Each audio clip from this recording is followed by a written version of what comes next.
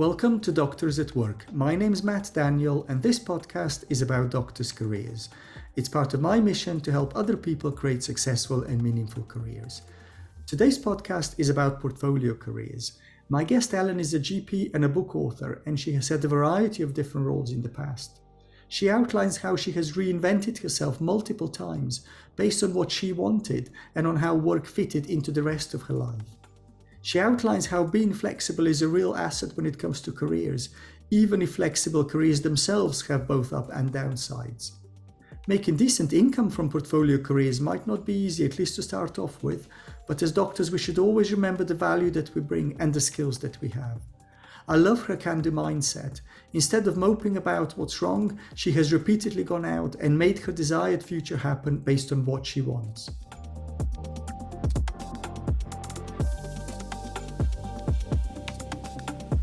Welcome, Ellen. Tell me a little bit about yourself.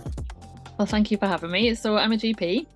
I've now been a doctor for 20 years, a GP for 10, and I've got what would be described as a portfolio career. So essentially a little bit of this, a little bit of that.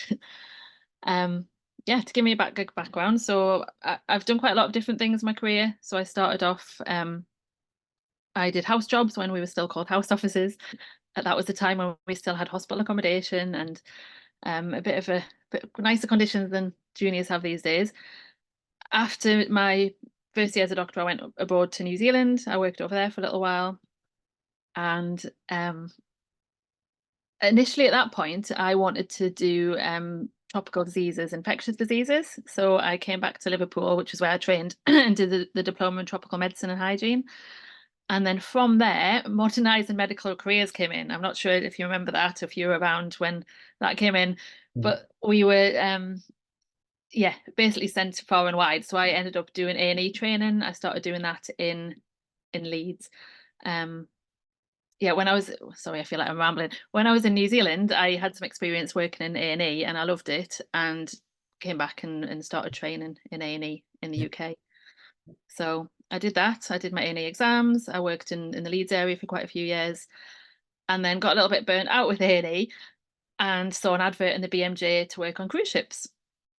So I applied. I needed a little bit more experience, so got that experience, finished my exams, and then after about 5 years post-grad, I went to work on cruise ships as a cruise ship doctor, which was great. And I did that on and off for 10 years. So contracts on ships are usually about 6 months, 6 months on, 3 months off. I think now they're 4 months on, 2 months off, but my first contract was 6 months. So I did a few contracts where I'd work at sea and then come back to the UK, work in the UK. And it was actually when I was on cruise ships that I was a GP to the crew. So in some countries you're a GP without doing the exams that we do in this country.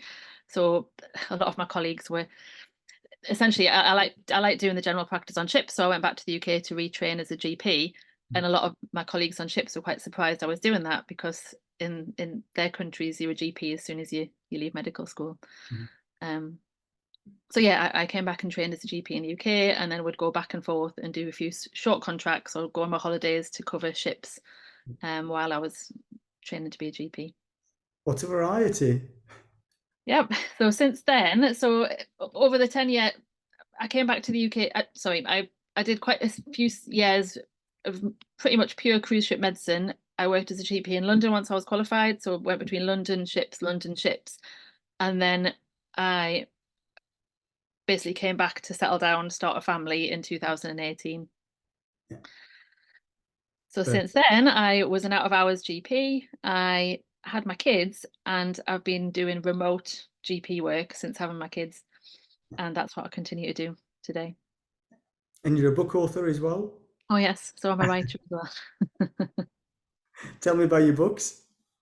So that's something which started again in medical school. So medical students can intercalate and do a science degree, but there was a degree at that point where we could do medical journalism, and I think it was the University of Westminster. They don't do it anymore.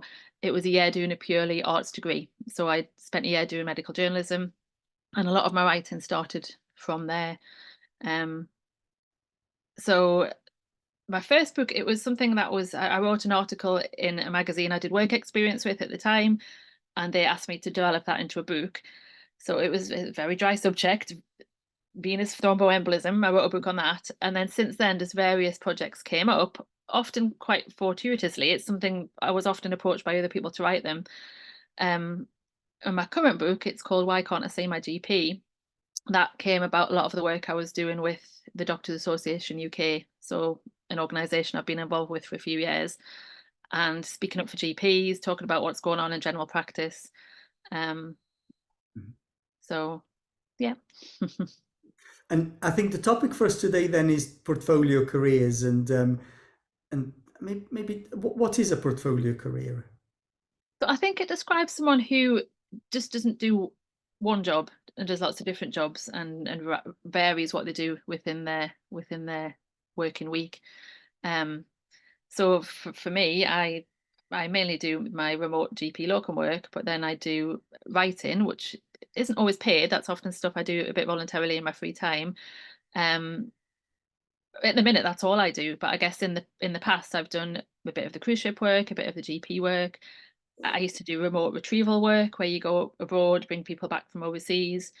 Out of hours GPs work, doing a little bit of everything is essentially what a portfolio career is. And I guess the benefit of it is you're fresh for all your jobs. So if you're doing 9 sessions of general practice at the minute, it's quite brutal and it's quite exhausting, just having a relentless barrage of patients' problems for 9 sessions a week. I think that's unsustainable. Doing the portfolio work just gives you a bit of a break for that and lets you pursue other interests and do other things. And I think it's a good way to retain people within the NHS, to let them not do full-time GP and do other things so that they're not completely burnt out. I'm wondering how you got started in this, because if I think when I finished medical school, or the people that I talk to, is, they say, oh, I'm either going to do medicine, surgery, psychiatry, obs and gynae, or pediatrics, or a version of those things, isn't it? And Yeah. say, and that's it. And there's a conveyor belt, and and there's a Royal College that powers it, and you step onto that conveyor belt, and then Definitely. you keep running, and then then you come off the other end of the conveyor belt, whatever you do, and whether that's sort of general practice college or emergency medicine college, or ENT UK, sort of my society, if you like. But how did you know that sort of this is something you were interested in, or how did it No, happen? not at all. I think I didn't know what I wanted to do, and that was probably why I fell into this sort of work. But I knew very much I didn't want to get onto the conveyor belt. And I think your career is long. I was in no rush to qualify as anything quickly and then spend the rest of my life in one job forever.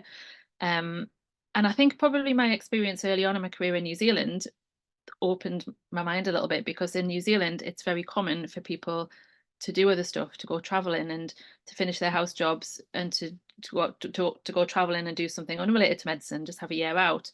And lots of the consultants there encourage that, and they didn't frown upon it in the same way as perhaps our consultants in the UK would have done at that stage of our careers. Because you're right, the conveyor belt is such a fixed mindset in the UK, but I think moving somewhere else and seeing how it's done differently elsewhere does make you think, well, we can do it this way. It's not essential to follow the strict path that we've got in the UK. And I think I knew how to travel and use medicine to travel, and I have been able to do that with the cruise ship work and the retrieval work. And I think that's important, just thinking about what you want to do with your life and use your career to help you do it. It's interesting. If I think for me, and I'm older than you, predating MMC, but if remember when I was maybe finishing, I don't think any of us knew what we wanted to do. And No. as you said, people were encouraged to go and find themselves. Yeah. Yeah. And normally sort of when in my cohort, that meant you did 6 months of A&E and 6 months of traveling, or a version of that. And everybody went to Australasia, sort of, for not to stay, but, for 6 months or a year, something like that. Yep. And then, and then most people probably still didn't know. And if I think, I wasn't quite sure, but I thought for me, maybe surgery is for me, but I thought I'll do basic surgical training. It's 3 years. I've got, really 2.5 years before I have to decide. And Mm. at the end of that, then you became a senior SHO, which then was another year or so. So, you did your 2.5 years, and 2.5 years later, you then decided which senior SHO jobs you're going to get. And then you spend another Yeah. year or something as a senior SHO, and then you applied for registrar. That's kind of the way the ENT Yeah. pathway was. And that experience was considered valuable. If I think for me, I did lots of general surgery. I did HDU stuff. So, Yeah. by the time I became an ENT registrar, I knew at least the basic level HDU care inside out, and I really knew how to look after a critically ill Yeah. patient. And the kind of the what I see now when I talk to students or F1s, F2s, it's like people say, oh, I must get on, I must jump on. The world is Yeah. going to end if I don't get. And I think there's probably a bit of a backlash because so many people are now doing F3, F4, and all Yeah. of that. But there's And I just a think that, culture change. no, sorry to interrupt, but yeah, I agree. I think they're doing F3s to try and recreate what it was like, what you described, because it is important to get that experience. It makes you a better doctor, I think. And how did you know that you said you knew that you wanted to travel. So I guess how did you know that you wanted to travel? Well, it's what I enjoy. I Yeah. like to travel. I like to go to different countries, see how things work in different places. Um, and maybe it was a bit of a disillusionment with the NHS and the way things are, and hearing stories from overseas. And I think when you do go and see it elsewhere, there are better ways of doing certain things, and there are different ways of doing things. And I think we're brought up thinking the NHS is the best system in the world, but actually, it's not. It used to be great. It used to be. There's lots of things that are good about it, but there's lots of things that work better Yeah. elsewhere. It's interesting. When I went to Australia, I thought I was going to hate the Australian healthcare system, and Yeah, actually, I thought, what, it's all right. yeah. So it's And quite interesting. I think Yeah, paying for care is something that is so alien to us coming from the NHS, yeah, and that working on cruise ships, people had to pay to see me and actually yeah, exchange money, and that was quite a culture shock. Um, and yeah, but it did make me value what we do, and everything was itemized, so everything you do down to maybe it's the roll of tissue paper that the patient lies on, everything has to be charged, and yeah. it makes you think about what we do in the NHS every day, that we don't think about that side of things, and it did make me think about things in a different way. Yeah. And maybe we might be able to save some money. If you and I knew how much a roll of tissue paper cost, we might be a bit more careful with Well, it. yeah, and that was another thing they did in New Zealand. When you requested results, it was still Yeah, the paper forms, but they had the cost of the test. When you tick the box, you could see yeah, how much each yeah, test cost, and I yeah. thought that was quite good to make you think about it. Okay. I guess, in terms of the traveling, you knew that you enjoyed traveling. So in terms of, I'm thinking for other people's career decision making, it's important to know what it is that you understand. Yeah. And that means spending some time reflecting, getting to know yourself, understanding what your interests and what your drives and motivations are, because you knew yours was traveling. For other Sure. people, it'll be something else. Yeah. But that means somebody pausing, taking a step back, spending some time getting to know themselves and say, this is what I want in my life. And then that's one of the things that then guides career decision making. Sure. Yeah. Yeah, I'd agree with that for sure. Mhm. I've got to ask though, traveling, that must have been lonely. Well, no, I went with my friends. The first when I Okay. went to New Zealand, there was actually quite a few of us who ended up going from New Zealand, from our medical school in Liverpool. So I actually had some friends there. Yeah, But I don't think it is that lonely, because whenever you join a cruise ship, for example, I did that by myself, yeah, you've got a ready-made family there as the medical team. So you're working with these people day in, day out, and you get quite close. And I guess there can be moments of being lonely on a long contract and missing friends and family, but you are busy and you've got a ready-made team, and almost a ready-made set of friends in the medical team. yeah. And how do you integrate that kind of lifestyle with the rest of your life? Sort of parents, you talked about, children. How does Yeah. that kind of traveling life fit in with a home life? Well, well, I think I don't do it anymore because I have got children, and some people did. There used to be doctors on board who would bring their family and they'd all stay on board, but I think that only works for so long, and it's not really the cabins are quite small, so having your whole family squashed in one cabin, thinking about schooling, There's perks. The kids did have a good time seeing all the different places, but I think they need to go to school at some point, and it's not something you can do forever. So yeah, I think it is something I'm glad I did early on in my career Mhm. when I wasn't tied down. Mhm. But there are ways around things like that, and there are people who do short contracts, go back to their family and friends. There are ways around it, but if you wanted to do that longer term, then yeah, that's something that might be a And how did you manage to keep this work coming your way? Because if I'm thinking, in my job, I'm yeah, employed by my trust, and they pay me to take out tonsils, and I just need to turn up and do what yeah, I'm paid for. I don't need to worry about, am I going to have a job? Am I going to have a contract? Am I going to get paid? But yeah. you've repeatedly had to find work, employment, paying activities. So it's a bit like the contacts you make. So there's a medical department in Miami. There's lots of different cruise ship companies, but I tended to work for the same one. I did do a few contracts with other ones, but there's a medical HR department essentially who they have to, it's their job to staff all of the ships in their fleet.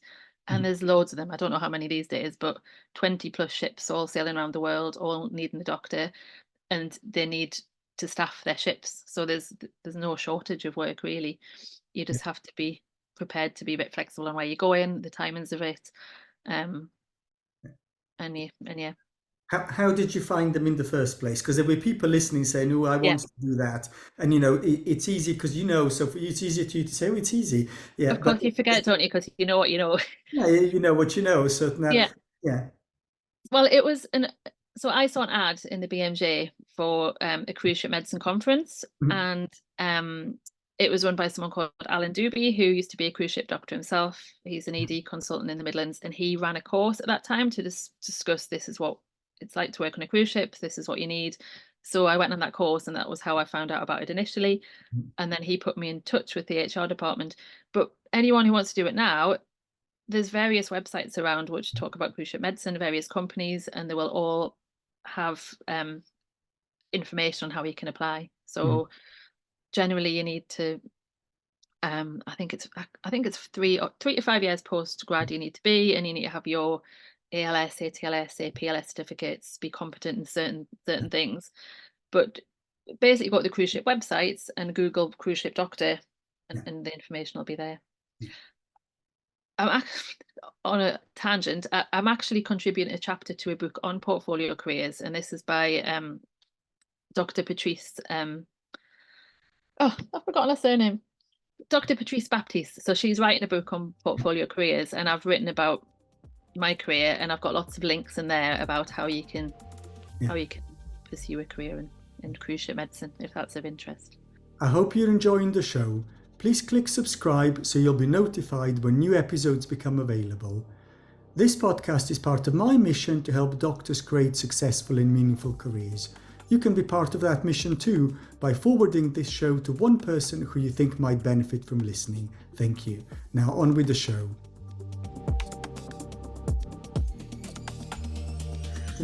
What I'm hearing though, sort of moving away from cruise ship medicine, I'm hearing in your career a repeated recognition that what you want to do, you want to do something different. You've changed, the world's changed, the environment's changed, and then some people will stay and moan and complain, which is probably an awful lot of us. But but what you've done is you didn't just sort of put up with it. You went out there and you made changes, and it sort of strikes me that there's a mindset in this, and there's a mindset that goes, well, that I'll make my own luck. I won't be a victim. I won't sort of say, the world has done this to me, and sit and moan and complain. You've gone out there and you've made the future happen. Well, yeah, I would say that's true. And when things weren't working out on ships as well, I did the same and quit that and then came back again. So yeah, I think there's definitely an element of that. But there's always opportunities out there if you want to go and look for them, I think. Yeah. I guess people don't look for them. That's the issue, because people sit back and sort of say, oh, it's all too difficult. So, Mhm. but what helps you be like that, yeah, as opposed to somebody else who sort of who sits back and says, this is all very difficult, and an awful lot of NHS is very difficult, yeah, Yeah. sort of. I think let's not pretend that things are rosy. It's not, but sort of. But what you've done is you've got a mindset that means, I'm going to go and do something about it. So what Yeah. helps you have that kind of a mindset? I don't know. It's just the mindset I've got. I think when I do those personality quizzes, I've got an activist personality, and that's just me. I Yeah, kind of have to do something. yeah. Um, so I don't really know why. I have to think about that a bit harder. If I think maybe if it was me, and I think that there'd be a little voice on my shoulder that say, oh, but it's too difficult, you're not going to have job security, Mhm. maybe the work will dry up, or perhaps sort of something will happen, and they won't want you, and they won't want Yeah, doctors anymore, or maybe somebody's going to invent a tablet that's going to dissolve your tonsils away, and they won't need you to take tonsils. And I can think, oh, there's all of these risks, I'm just sort of, it's just easy if I just sort of stay put and yeah. complain. So what would you say to somebody with But that I, kind of I mind? think there's almost a bit of a kind of low grade confidence that there's always work for doctors, because it's one of those qualifications. Well, we can talk about that in a second. At the minute, the work for locum GPs has been drying up, and that's been a bit anxiety provoking. But I think there is always jobs somewhere, maybe not in the UK at the minute, but or around the world. It's a qualification that's respected, and I think we will always have work. And I think I've demonstrated that wherever I've gone, I've been able to pick work up Yeah. if I've looked for it. Um, yeah, as I said just there, locum work at the minute for GPs, it has been drying up, and I'm a locum GP right now, and I lost 3 of my sessions in January due to this government scheme. I don't know if you want to talk about politics, but So we have quite an international audience as well, Ellen. So fine. I think probably what I'll say for people that people in UK, at least the GPs will probably know. For people that are not GPs, for people outside of UK, there's a new scheme that has come in place, which means that it doesn't make particular financial success to employ doctors in primary care. I think that's a fair summary, isn't it? Locum doctors, I think. Locum Yeah, doctors, locum yeah. doctors. Yeah. So some of the work has been drying up. So that has been quite. Well, it's one of the risks of being a locum. You've got job security when you've got a job as a salary GP, excuse me. Mm, But as a locum, you have got that flexibility to pick and choose your work and your hours. mm, But on the other hand, there's a risk of this happening. If the practices don't need you, or the work dries up, then you can be left without work. mm, So again, when that happened in January, I panicked and applied for lots of jobs, and then took a step back, and I actually have continued to have work. It hasn't been as bad as I thought. I've just got work at the other practices I work for. Um, but I am hearing nationally that there are a lot of locums who are struggling, and I think it is area dependent. It perhaps depends on the contacts you've got. Um, so yeah, back to your original question. I think maybe it is a mindset, and maybe it is just the what's the word? Optimism. mm, Always been optimistic that there is going to be something there. mm.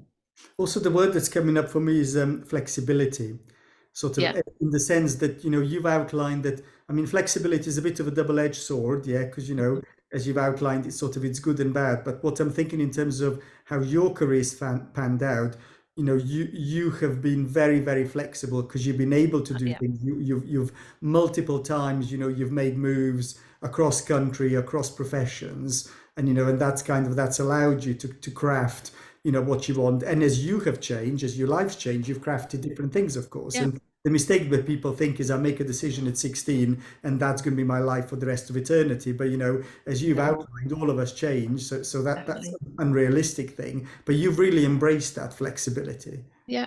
And I do think that's important, because we're different people from when we're 16 to what we are mid-career and the end of our careers. And I think it is important to embrace that and Mm, do what's right for us at those times in our lives. mm, mm. I'm wondering, in terms of what else you've got going on in your background, flexibility. So I'm thinking, Mm. maybe sort of somebody who's a main breadwinner, sort of they got a partner and children at home. Somebody's got £100,000 worth of student debt that they Mhm. need to pay, or somebody that's tied down with elderly parents that that need lots of support.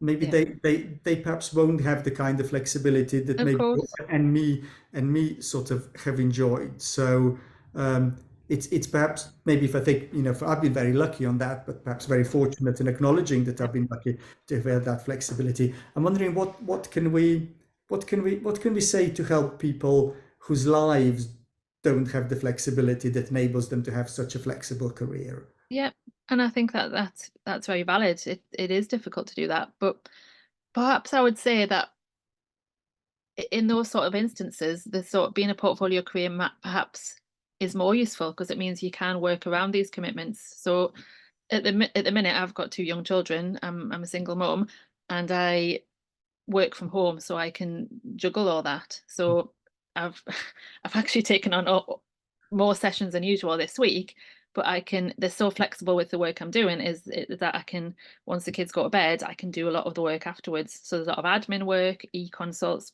Mm.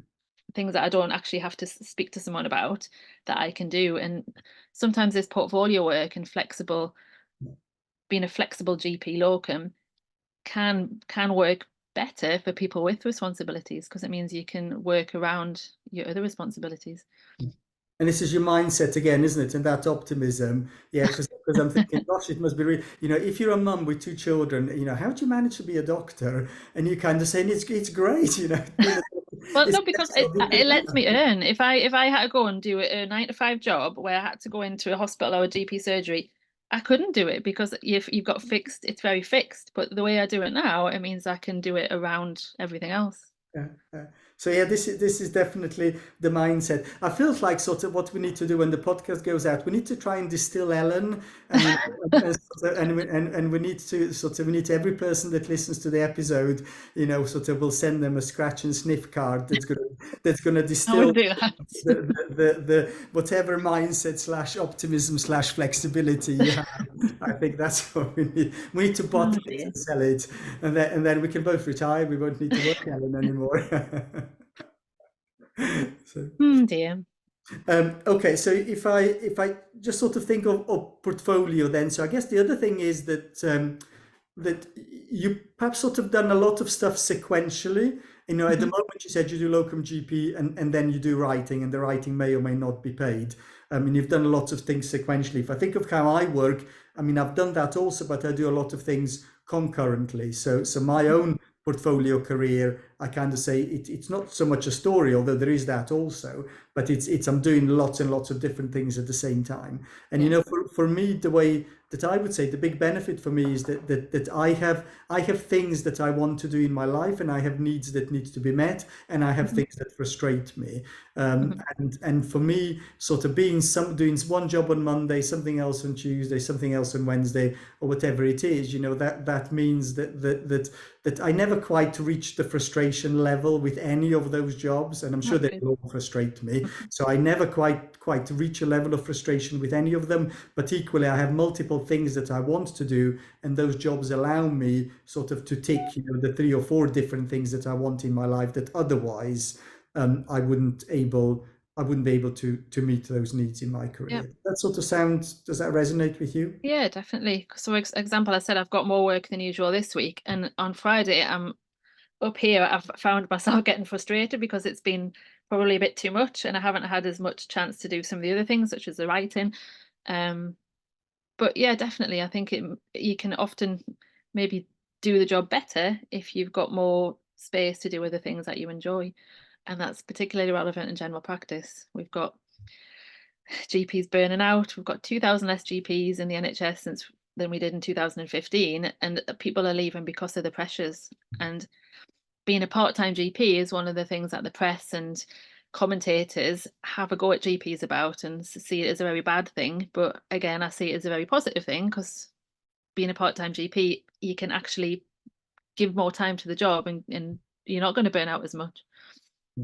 I learned this in Australia. This was, one of the Mm. defining things that I took away in terms of my own career from my fellowship in Australia, is that people did the public hospital on Monday, then they did a children's hospital on Tuesday. They were in a private room on Wednesdays. Yeah. Sort of they were in a tertiary centre on Thursdays, and Friday morning, sort of they were in somebody else's private room. So everybody constantly sort of travelled from one role to another. And one Yeah. of the things that I saw is that I saw people, I think the people were much happier. The Australian doctors, this would have been 2011, 12. Yeah. They were much more fulfilled than we were as doctors in UK, I think. And what I took Yeah. away from that, it's because the focus was on being a doctor, on sort of on the stuff that they enjoy. They went in and sort of, Definitely. and then they did they did medicine, they got paid for what they did, and then they went home. And the issue that maybe the challenge that we have in UK, and also sort of maybe for people in US, because I know a lot of the US listeners will spend hours charting in the evening, is that we've lost that link. You don't go in and you do your job. Is in UK, yes, we go in and then we worry about audits and portfolio and research Yeah. and governance. And in the States, people go and see the patients and then they spend another 3 hours at home, entering the electronic patient records. Hopefully they remember what they said to the patient. But it's that kind of that ability to enjoy the job that was there in Australia for the doctors. They came in, they loved the patient work, and then they went home. And it feels like an element of that is missing. But again, if I kind of think for the portfolio careers, if that there's a defined element that you do that has clear boundaries around it, we can go in and we can enjoy that job, and then we can go away and sort of we can do rest, or rest might be doing nothing, rest Hmm. might be doing your other job, rest might be Yeah. writing, yeah. Yeah. So, I but agree. it's a change, and it's that, as you say, that enables people to enjoy the job rather than to think, oh gosh, the more people I see, the more results I have to look at, the more charting I have to do at 8 o'clock, 9 o'clock at night when you're not supposed to be working. No, for sure. And it's very much feels like a lot of service provision in the NHS, because what you said about Australia, I remember in New Zealand feeling very much the same, and it's probably a similar ethos there. And the teams, it's a smaller country, but in the hospitals, the teams were smaller, everyone knew each other. Even when you rotated in the hospital, it was small enough that you knew everybody, and the consultants knew the juniors. They had a mess, and on a Friday, I remember they would have pizza and beers in the mess, and that's gone from the UK. And I think that's really important. That makes the job, it makes you feel more human to to Yeah. have that connection with your colleagues. Yeah. The irony is that in general practice it used to be Wednesday afternoons, isn't it? GP used to close on Wednesday afternoon because everybody did team building. In hospitals, it used to be Friday afternoon, yeah. And that ceased to. Most people listening won't know that ever existed, yeah. Yeah. But Yeah. that was a thing, and people say, oh, it's really unproductive. Like every operating theatre closes on a Friday afternoon. How wasteful is that? But the irony is that it was that allowed people to work Of really, course. really hard for year after year after year, day after day after day. Whereas, sort of we've let some of that kind of stuff go, and now we've got people that can't work really hard day after day and year after year.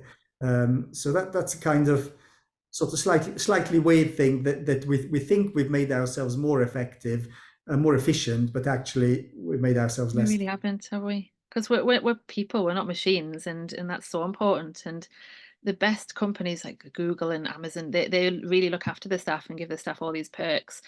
And in the NHS, you're lucky if you take a cup of tea from the ward, you're going to get into trouble. If you have to pay for your parking, you have to get food from vendor machines if you're lucky, and all those things they matter. And that probably is, the title of your book, why people can't see their GP. Yeah, well, that's a different. I think that's more hospitals, but yeah, there's many aspects to that question, and Yeah. yeah, well, I won't talk about that now, but So you said that some of the work that you do, like the writing, is paid and some of it is not paid. So Mhm. if I'm thinking, somebody might be thinking, okay, I really fancy a portfolio career, and with the kind of discussions that I have, people think, I want to get a job and I want to have a portfolio career. I want to Yep. take on another role. I want that role to pay me as Yep. well as my medical salary pays me. So I'm interested that you said that you're doing stuff that doesn't pay or it pays very little. So what's So your what? role in Yeah, that? sorry, of course. What I was talking about there is more the work I've done with the Doctors Association. So that's a voluntary organisation, and I started there as an editorial lead, so I was writing a lot of press releases and a lot of material for such as letters to MPs, and all of that work was unpaid. Yeah. When it comes to articles in the media, again, when I first started out, there was there was definitely a sway, and medics do this a lot, to write things unpaid, and I think we do that a lot for our CVs. I remember writing a lot of articles or doing papers when I was Yeah.